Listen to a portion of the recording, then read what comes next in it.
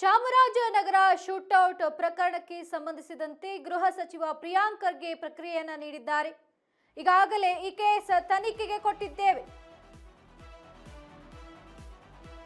AC ನೇತೃತ್ವದಲ್ಲಿ ಪ್ರಕರಣ ತನಿಖೆ ಆಗ್ತಾ ಇದೆ. ಗೃಹ ಸಚಿವ ಪ್ರಿಯಾಂಕ್ ಖರ್ಗೆ ಪ್ರತಿಕ್ರಿಯೆಯನ್ನ ನೀಡಿರುವಂತದ್ದು.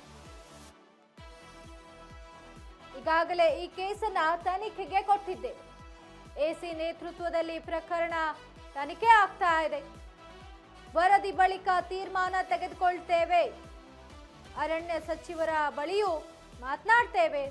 ನೋಡೋಣ ಸಿಎಂ ಅವರು ಏನು ಹೇಳ್ತಾರೆ ಅಂತ ಬೆಂಗಳೂರಿನಲ್ಲಿ ಸಚಿವ ಪ್ರಿಯಾಂಕ್ ಖರ್ಗೆ ಹೇಳಿಕೆಯನ್ನ ನೀಡಿರುವಂತೆ.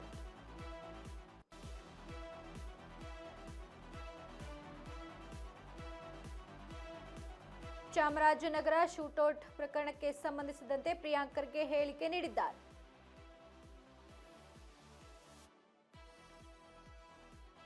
ಈಗಾಗಲೇ ಈ ಕೇಸ್ ತನಿಖೆಗೆ ನೀಡಿದ್ದೇವೆ.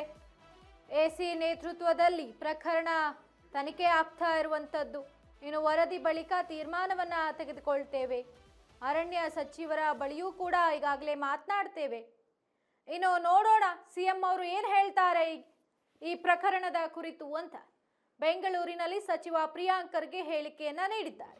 ಪ್ರಕಾರ ನಿಯಮಾನುಸಾರವಾಗಿ ಈಗ ನಾವು ಅದನ್ನು ಜುಡಿಷಿಯಲ್ ಎನ್ಕ್ವೈರಿ ಕೊಟ್ಟಿದ್ದೀವಿ. ಎಸಿ ನೇತೃತ್ವದಲ್ಲಿ ಅದರ ತನಿಖೆ ಆಗುತ್ತೆ. ಅದಾದಮೇಲೆ ಏನು ಹೊರಗೆ ಬರುತ್ತೆ ಅದರ ಪ್ರಕಾರ ಸರ್ಕಾರ ತೀರ್ಮಾನ ತಗೊಳ್ತಾರೆ. ಈಗ CM ಸಾಹೇಬ್ರ ಬ್ರೀಫಿಂಗ್ ಇದೆ ಅದ್ರ ಬಗ್ಗೆ. CM ಅವರಿಗೂ ಕೂಡ ಏನು ಫ್ಯಾಕ್ಟ್ಸ್ ಆಫ್ ದ ಕೇಸ್ ಇದೆ ಫಾರೆಸ್ಟ್ ಮಿನಿಸ್ಟರ್ ಅವರು ಮತ್ತು ನಾವು ಬ್ರೀಫ್ ಮಾಡ್ತೀವಿ. ಅದಾದಮೇಲೆ CM ಅವರು ಏನು ನಿರ್ಧಾರ ತಗೋತಾರೆ ನೋಡಿ. ಈಗಾಗಲೇ